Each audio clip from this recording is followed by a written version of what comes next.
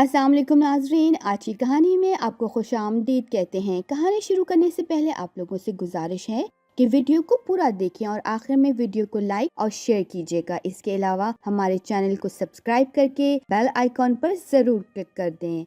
चलिए शुरू करते हैं आज की कहानी।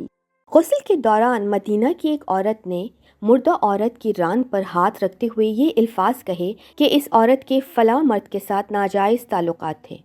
बस ये बात कहना था कि अल्लाह ताला ने अपनी ढील दी हुई रस्सी खींच दी और गुस्ल के दौरान जो ही गुस्ल देने वाली औरत ने मंदरजा बाला अल्फाज कहे तो इसका हाथ मैयत की रान के साथ चिपक गया। चिपकने की कुव्वत इस कदर थी कि वो औरत अपना हाथ खींचती तो मैयत घसीटती थी मगर हाथ ना छूटता था। जनाजे का वक्त करीब आ रहा था। इसका हाथ मैयत के साथ चिपक चुका था और बेहद कोशिश के बावजूद जुदा नहीं हो रहा था। तमाम औरतों ने इसके हाथ को पकड़कर खींचा, मरोड़ा, गज़ जो मुमकिन था किया मगर सब बेसूद रहा। दिन गुजरा, रात गुजरी, दूसरा दिन गुजरा, फिर रात हुई, सब वैसा ही था। मैयत से बदबू आने लगी और इसके पास ठहरना बैठना मुश्किल हो गया।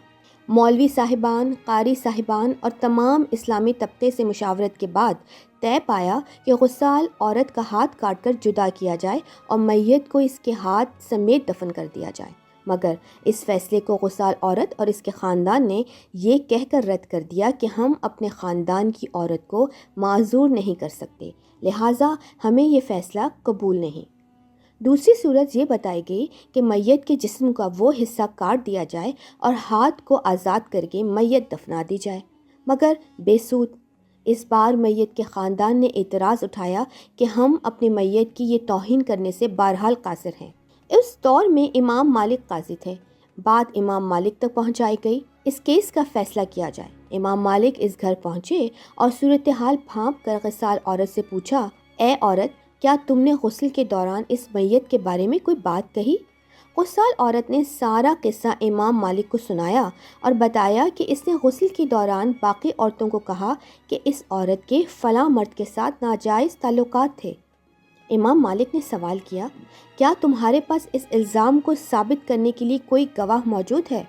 औरत ने जवाब दिया कि इसके पास गवाह मौजूद नहीं। इमाम मालिक ने फिर पूछा, क्या इस औरत ने अपनी ज़िंदगी में तुमसे इस बात का तस्करा किया? जवाब आया, नहीं। इमाम मालिक ने फ़ौरी हुक्म सादिर किया कि इस गुस्साल औरत ने चूँकि मैयत पर तोहमत लगाई है, लिहाजा इसको हद मुकर्ररा के मुताबिक 80 कोड़े लगाए जाएं। हुक्म की तामील की गई और पूरे 80 कोड़े मारने के बाद इस औरत का हाथ मैयत से अलग हुआ। आज हम तोहमत लगाते वक्त ज़रा भी नहीं सोचते। अस्तग़फ़िरुल्लाह।